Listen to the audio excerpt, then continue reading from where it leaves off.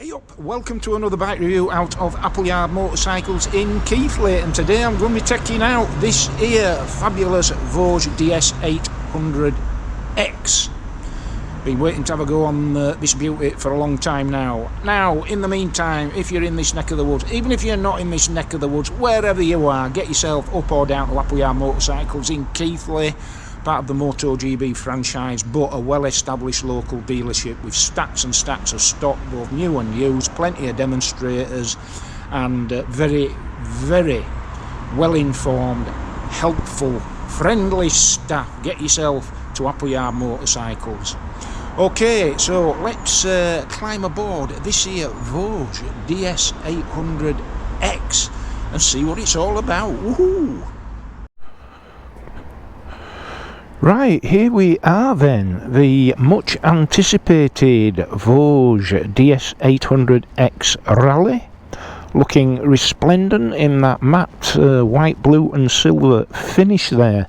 And this bike coming as standard with all the things ordinarily with the other, shall we say, more established marks would be extra. And that is crash bars, spotlights, look at that. Fabulous dash plate, and things like integrated heated grips, integrated heated seat, interoperative TFT, yeah, so built-in portrait mode TFT with stacks of functionality. So yeah, what a fabulous looking thing. Let's just do a quick walk around, do some facts and figures. And you can see we've got the stacked LED headlight configuration there, a bit sort of a transformerish looking. Gold wheels, beautiful, really suits the bike. 21-inch front wheel, externally laced spokes, so tubeless. Twin 300mm, I think they are 300mm discs, sporting 4-pot Nissin calipers, and the tyres, the much acclaimed Aprillia Scorpion Rally STR. Aye, so yeah, fully adjustable KYB suspension there, and you can see the adjustability here. And, believe it or not, an adjustable steering damper. The engine there, this is the engine that Voge have been making for BMW for some time now. It is a 798cc liquid cooled parallel twin, double overhead cam, and it puts out 78 brake horsepower and 60 pound-feet of torque. So packs quite a punch, this here bike. But yeah, tried and trusted engine there. The rear wheel is a 17-inch, and we've got a single 240mm disc, sporting a single pot caliper, again Pirelli Scorpion Rally STR tyre.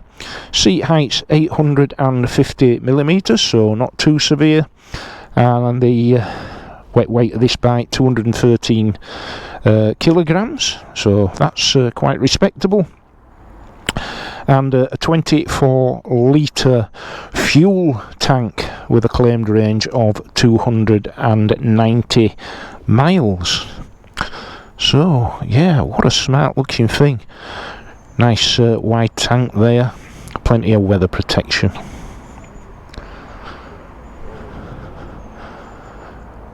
And would you believe this comes in on the road at a smidgen over £7,000, and if you want the 3-piece aluminium luggage, that'll cost you just shy of an additional £700.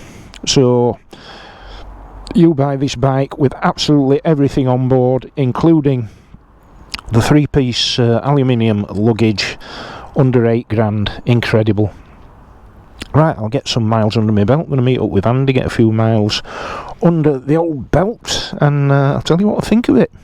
Okay, speak soon.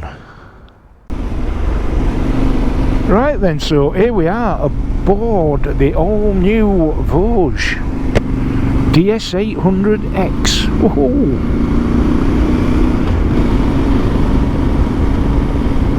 And what a lot you get for your money. Like I say, just over 7 grand on the road without the luggage, these, but coming as standard with the heated grips, heated seat, crash bar, spotlights, I don't know, interactive TFT, links with your phone, dead easy, get your navigation and all the other functionality of your phone on that there TFT. Brilliant. Fully adjustable suspension, front and rear. Quite languid on the turning, as we would expect with the 21-inch front wheel, but very sure-footed nonetheless. A very comfortable riding position, quite neutral. Handlebars at a reasonable height, so no crick in the neck, which I can suffer from very, very easily.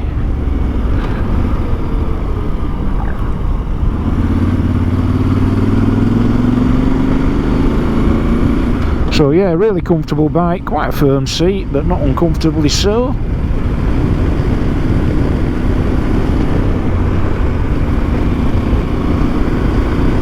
Front brakes really, really good with those twin 300mm discs with the two 4-part Nissin calipers. Back brake, a little bit wooden, but effective nonetheless.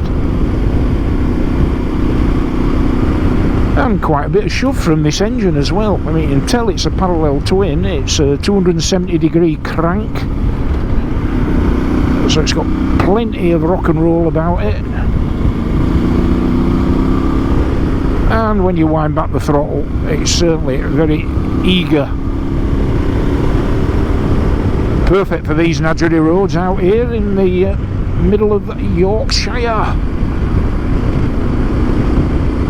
Oh,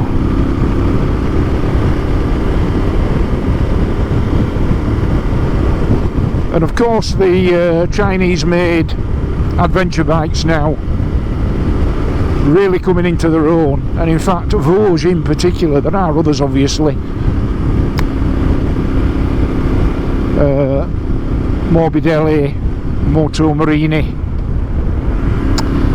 CF Moto and others, but from my sort of perspective it seems to be these here Voges that are stealing the headlines more and more, it would appear, and it's easy to see why. I mean, a tried and trusted engine. Voge's been making this engine for BMW, their F800s,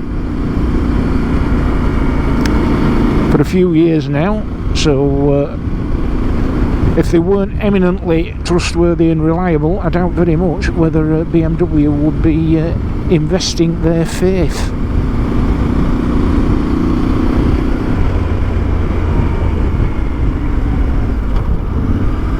So yeah, no concerns vis-a-vis the engine.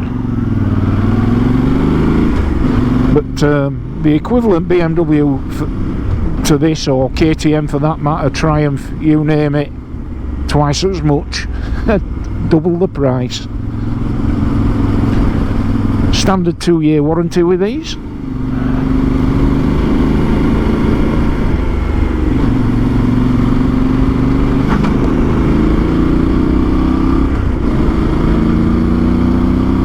Absolutely perfect. Woohoo! plenty of shove.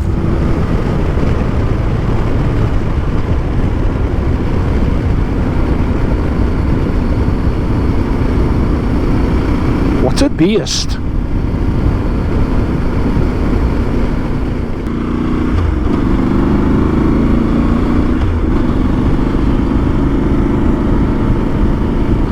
I mean, the thing is with these mid-weight adventure bikes, which are becoming increasingly more popular, of course, is their utility.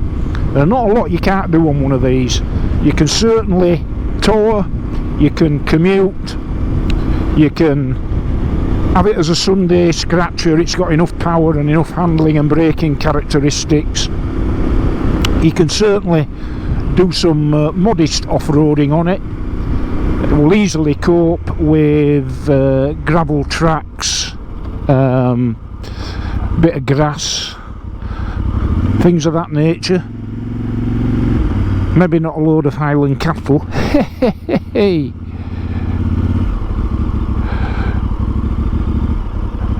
So he doesn't know what to make of that car. I think that's the issue there.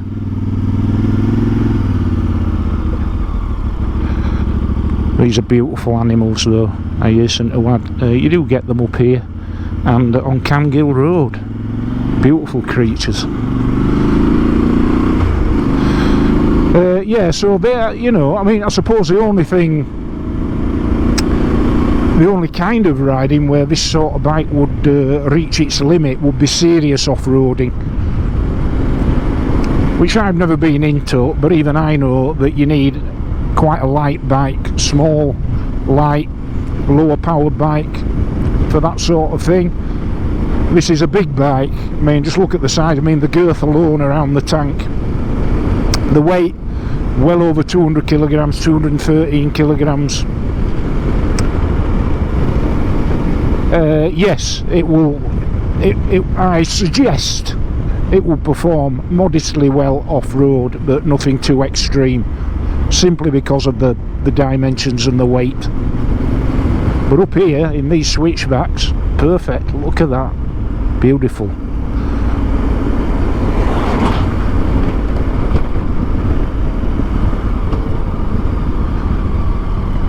There is still that latent elephant in the room, which these bikes, of course, are all Chinese made.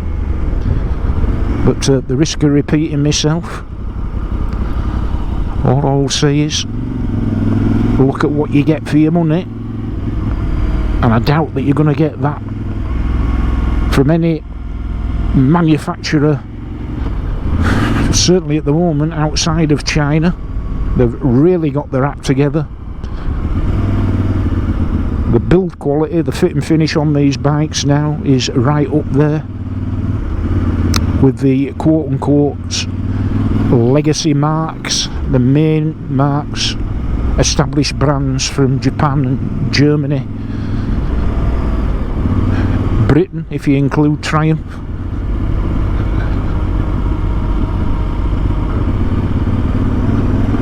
Italy if you include Ducati.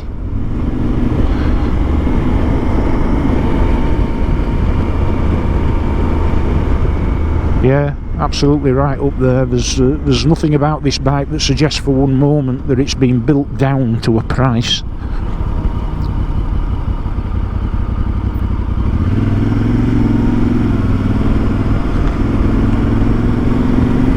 Nice manoeuvre there, Andy. Good one. Look at that, we've actually got some water back.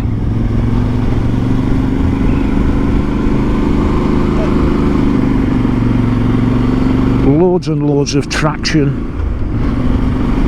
60 pound-feet or foot-pound, whatever it is, of torque on this bike. So in the middle range you can really feel it pull. Thus, two riding modes. Normal, which we're in now, and Sport.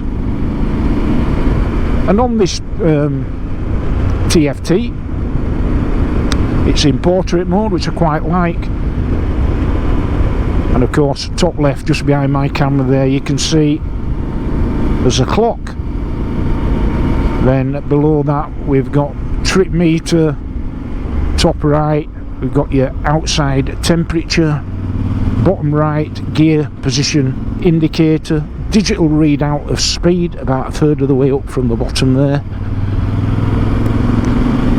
Slap bang in the middle there you've got your rev counter, and betwixt the two, engine temperature and fuel gauge. And we've got tyre pressure monitoring on this. In fact, it is telling me one of the tyres it's obviously not quite happy with, but feels alright. So the amount of functionalities that these TFT systems, whether as stock OEM kit or whether as aftermarket kit, they give you an awful lot of sort of telemetry and connectivity. So basically whatever your phone will do, the TFT will do as well, and a bit more. Got your controls on the left here to navigate your menu. Otherwise it's a fairly standard configuration. Your button there for your mode, so to switch between sport and normal, just a button on the right hand bar there. And similarly on the left for your heated grips and heated seat. Nice to see a separate button for that rather than navigating menus. Thank you.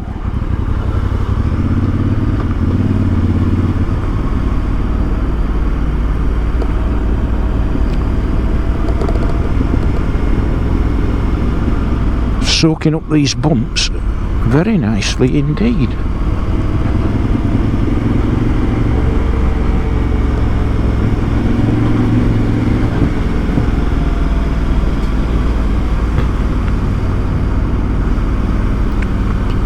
Just dropping down into Settle here, little town of Settle, town, village, somewhere in between the two.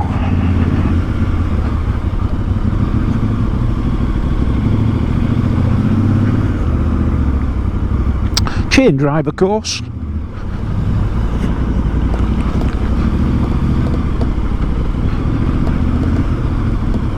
I think the only mid-weight adventure bike you're ever going to get with shaft drive, I am fairly sure, is, thank you, the Moto Guzzi V7 TT. So if you want a mid-weight adventure bike and it has to be shaft drive, then it's going to be that bike. The rest all chain driven. And it's only when you get up to the big misters, if you like, the big ships, hey, the big GS's and big Triumph Tigers, that you get in your shaft drive.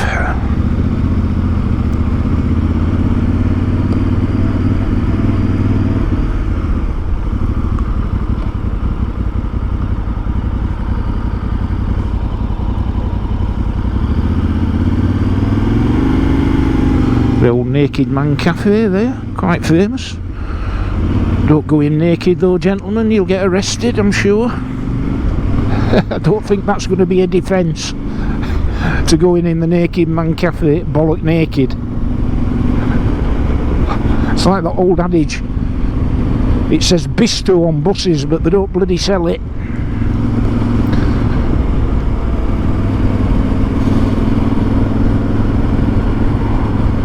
And the fueling's very, very civilised indeed. I mean, I'm just toddling along here, 28 mile an hour, 4th gear, smooth as you like.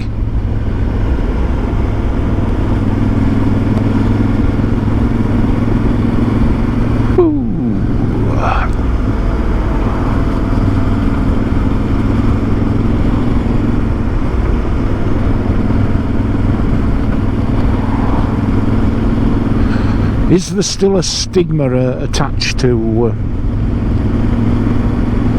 these Chinese-made bikes with European-sounding names, particularly Italian-sounding names? I seem to like those. Moto Marini, Morbidelli, and all that. There's one or two others, isn't there? Voge sounds vaguely French.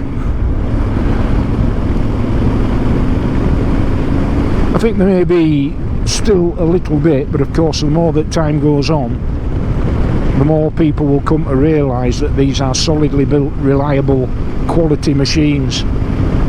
Much like the dyed-in-the-wool British motorcycle riders did with the influx of Japanese-made machines in the late 60s, early 70s. At first they were treated with a great deal of scepticism, and through the passage of time, of course, established themselves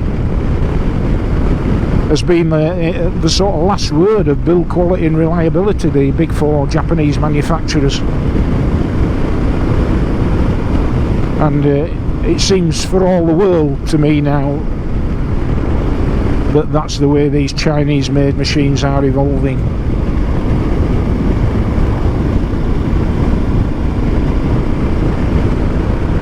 So, well worth a pump, these. This is the demonstrator at Appleyards. So if you want to test ride this bike, get yourself to Appleyard Motorcycles in Keighley, and they'll let you have a ride on this here demo bike. And I think you'll enjoy it. If you're after a mid-weight adventure bike, I can't think of anything about this bike that doesn't tick every single box, and then ticks the final, biggest, perhaps most important box, that it's very affordable.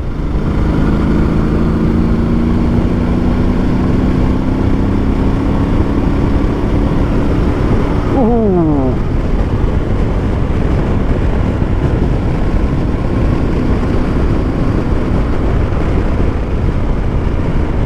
Yeah, what a cracker. What a cracker. I was just chatting to Kieran back at Appleyards, and he was basically saying, and it is true, that if you were to take one of the alternatives for this bike, sort of generically speaking, the Yamaha Tenere 700 World Raid, because that has like a 23 litre tank, twin tank. This has a single tank, 24 litres, round about the same cc, 700, 800. Spec that up with all the luggage and crash bars and spotlights and all the rest of it, and you're not at just under 8 grand for all of that. You're over 16, so double the price.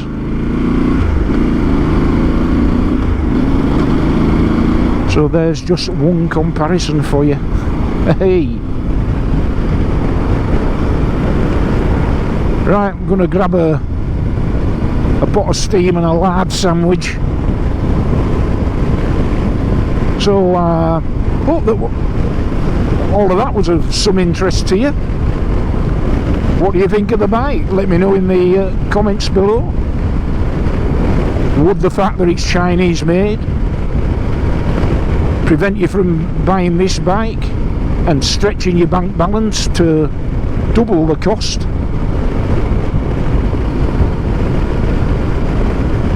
What do you think?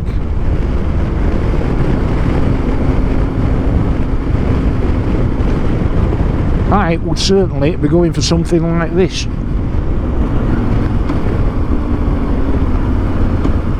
And pocketing the other 8 grand for other purposes. Oh yes. Right, so yes, if you do like what I do on this channel, please would you consider subscribing if you're not already. It makes a massive difference to me. It really keeps me going. Without a steady growth in subscriptions, there is no channel. It's as simple as that. So I really would appreciate that. Doesn't cost you anything, not now, not ever. And please, if you could also click a like, feel free to share. And once again, from the heart of the Yorkshire Dales, clad at every turn in limestone. Just look at all those outcroppings there, fabulous. Where else could you be? And yeah, until the next time, I wish you safe riding. And of course, as always, I'll see thee. Woohoo! Yes!